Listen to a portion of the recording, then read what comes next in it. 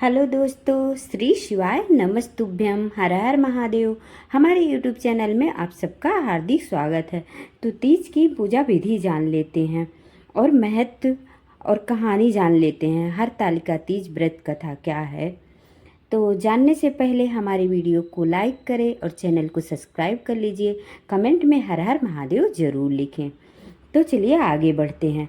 भाद्र पक्ष मास की तृतीया तिथि को हरतालिका तीज का त्योहार मनाया जाता है।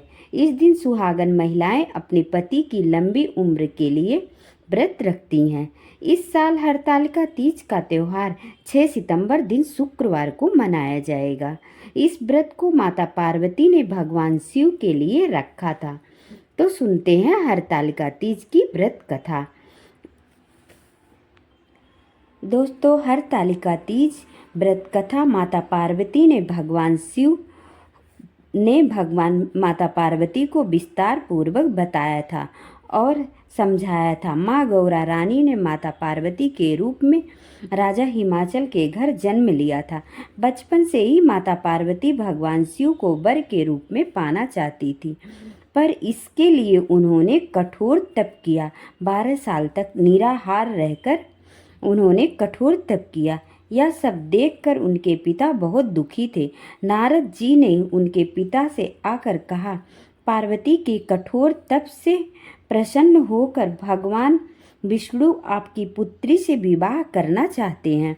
नारद मुनि की बात सुनकर हिमाचल राज बहुत प्रसन्न हुए। भगवान विष्णु के सामने जाकर नारद मुनि बोले, हिमालय राज अपनी पुत्री का विवाह आपसे करना चाहते हैं।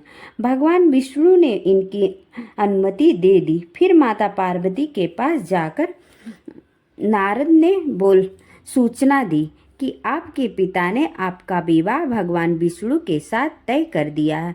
यह सुनकर माता पार्वती बहुत निराश हुई। उन्होंने अपनी सखी को बताया कि वो भगवान शिव को पाने के लिए यह व्रत कर रही हैं। माता पार्वती की इच्छा अनुसार उनकी सखियां घने जंगल की ओर सुनसान एक गुफा में छोड़ आई। माता पार्वती ने गुफा के अंदर भगवान शिव को पाने के लिए कठोर तप किया। उन्होंने एक रेत की शिवलिंग की स्थापना की।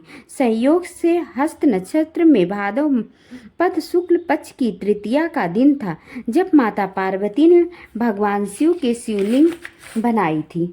इस दिन निर्जला उपवास रखते हुए उन्होंने रात्रि में जागरण भी किया था।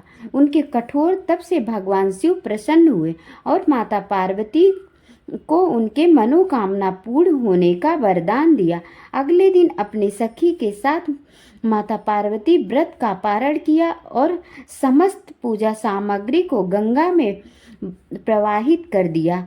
उधर माता पार्वती के पिता भगवान विष्णु को अपनी बेटी से विवाह करने का वचन दिए जा रहे थे और पुत्री के घर छोड़ने से व्याकुल थे। बाद में माता पार्वती को ढूंढते हुए वो उसी स्थान पर जा पहुँचे जहाँ माता पार्वती थी। उसके बाद माता पार्वती ने अपना घर छोड़ देने का कारण बताया और भगवान शिव से विवाह करने का संकल्प भी बताया। भगवान शिव द्वारा मिले वरदान के बारे में भी बताया। इसके बाद माता पार्वती के पिता भगवान विष्णु से माफी मांगे और भगवान शिव के साथ माता पार्वती के विवाह के लिए राजी हो गए। कुछ ही समय बाद उन्होंने माता पार्वती का विवाह भगवान शिव के साथ पूरे विधि विधान पूर्वक करवा दिया। मान्यता है कि इस दिन जो महिला विधि विधान पूर्वक पूर्ण रूप से यह व्रत करती है उन्हें मनचाहा फल मिलता है और मनचाहा वरदान भी मिलता है। जो स्त्री शादीशुदा नहीं है, अच्छे पति की कामना करती है, उन्हें हरतालिका तीज की व्रत अवश्य रखनी चाहिए।